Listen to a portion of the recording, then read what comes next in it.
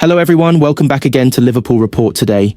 We've got the latest updates on our beloved club Liverpool, but before we dive in, make sure to subscribe so you never miss a moment of Liverpool Report news. Let's get started.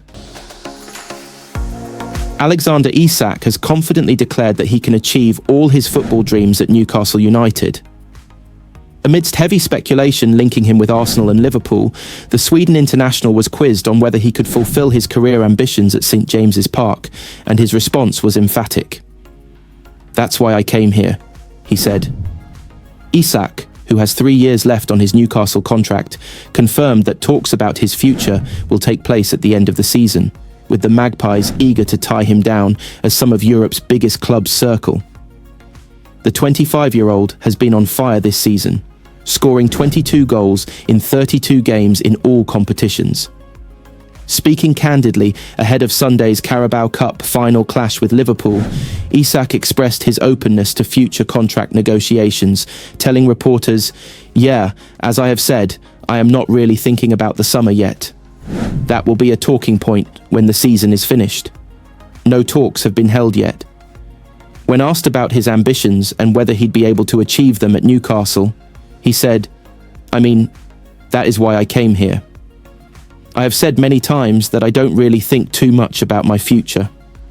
I have said many times I am happy here, and we are competing for titles, which is what you want as a football player.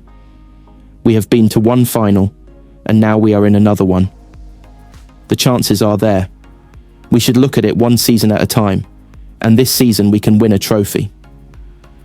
I have said many times I am focused on doing a job. All of our focus is on Sunday and bringing a trophy back. Isak also spoke about his personal goals, adding, "I just want to be the best version of myself. I have high ambitions. I am trying to create my own history at Newcastle. Happy with what I have done so far, but always looking forward. It's hard work and training and the mentality to want to get better. I have ambitions to achieve in my career and be the best version of myself." Newcastle have the chance to win their first major trophy since 1969 at Wembley this weekend, and Isak says he's feeling good and excited about the final. "The best way to prepare is to train as normal. It will come down to what we do as a team, and that is all we can focus on. I am excited but focused on the job," he insisted. When asked about Newcastle's 70-year domestic trophy drought, Isak remained undaunted. "I wish it wasn't that way. It means a lot that we have the chance to change that. We have to be focused on the game and not let the fact that the club hasn't won anything for a long time get to us." Isak has faced Liverpool 5 times in his career, scoring 3 goals. The latest was an absolutely stunning strike from outside the box during Newcastle's 3-3 draw with the Reds at St James's Park in December. Liverpool are preparing for the Carabao Cup final, and it means even more after midweek disappointment. The Reds crashed out of the Champions League in the round of 16 by losing on penalties to Paris Saint-Germain, who came to Anfield and claimed a 1-0 win in normal time to level the scores on aggregate. Misses from Darwin Núñez and Curtisjones made the difference, meaning that Arneslot and co. now only have domestic football to focus on. But there are much worse consolation prizes than being 15 points clear at the top of the Premier League table and facing Newcastle at Wembley. Slot's men are determined to retain the trophy, and it'd be their first piece of silverware under the Dutchman. Here's a roundup of the latest news from Anfield. Virgil-van-Dijk believes that Jarell Quansah is ready to step up and replacement Trent Alexander-Arnold after the Liverpool right-back was ruled out of Sunday's final. With Conor Bradley and Joe Gomez also out injured, Quansah is expected to fill in for Alexander-Arnold, who came off injured against PSG. "Everyone who's on the bench or not starting has to try and make an impact," Van Dijk declared. "I've not even spoken to Trent as I've not seen him yet. I've no idea what it is. If Jarell plays right back, then he has to do as best as he can do. He has shown tonight that he can do it." Antonee Robinson has poured cold water on links of a summer move to Liverpool. The Fulham left-back has been tipped to succeed Andy Robertson, having enjoyed an impressive season at Craven Cottage. But Robinson, 27, told ESPN regarding the speculation transfer rumours and stuff like that, "I try not to look at, especially like with the Liverpool one, all my friends and family are from Liverpool, so it's more of them messaging me than me seeing newspaper stuff. And I have to say, look, it's just a story in the paper, and anyone who's doing well is going to get linked to a team.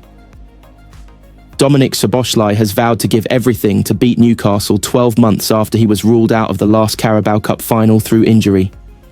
Liverpool's number 8 missed last year's win against Chelsea, but he's relishing the chance to play at Wembley and lift a trophy. "We are ready to fight," Szoboszlai told club media. "You never know who is going to play, but it doesn't matter on our side who is playing in midfield. Everybody is ready to fight and everybody is ready to give everything for the team."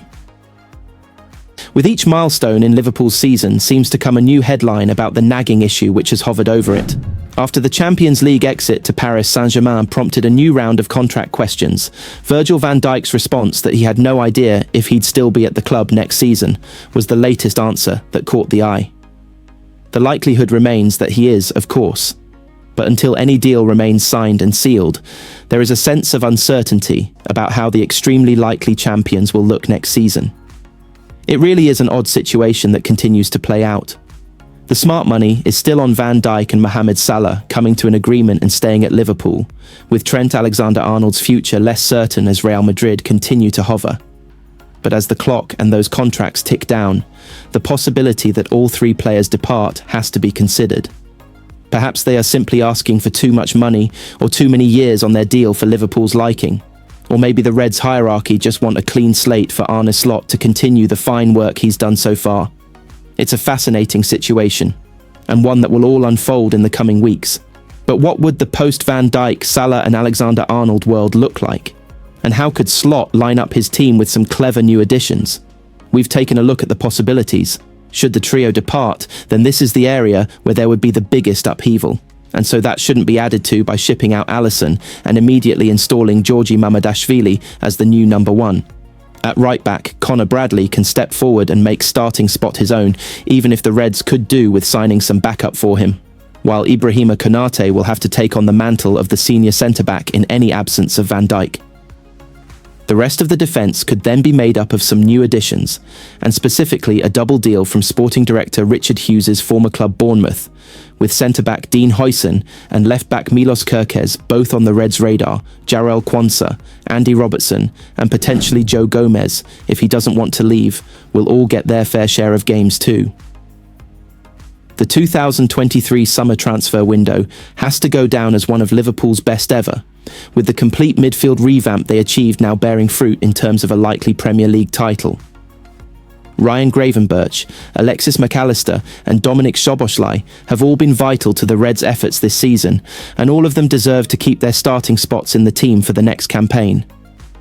Curtis Jones and Harveyelliott will feature regularly too, and there's probably room for one more attacking midfielder given that goals will be lost from elsewhere. Wataru Endo could also stay, should he wish. How do you replace Salah? Well, in truth, you can't. Liverpool won't be able to bring in a right-sided, left-footed attacker of the Egyptians' quality who will hit the ground running, and so perhaps a compromise could be struck with a different approach. Luis Diaz hasn't often been seen on the right for Liverpool, simply because Salah is always there, but that could be an option for Slot, as he looks to go in a different direction, with Ben Doak available in reserve after his fine loan at Middlesbrough. Federicochiesa appears destined to depart. Cody Gakpo looks at home on the left of the attack and might thrive with more goal-scoring responsibility placed upon him. And then comes the big move at centre-forward, where a mega-money deal for Alexander Isak could completely change Liverpool's dimensions as the number 9 becomes the main goal-scorer. Time looks up for Darwin Núñez at Anfield, while Diogo Jota is still hampered with injuries, and so a big play in the market at number 9 seems necessary, whatever happens with Salah. And right now, there are few bigger moves than one for the Swede who could easily carry Salah's goal-scoring burden.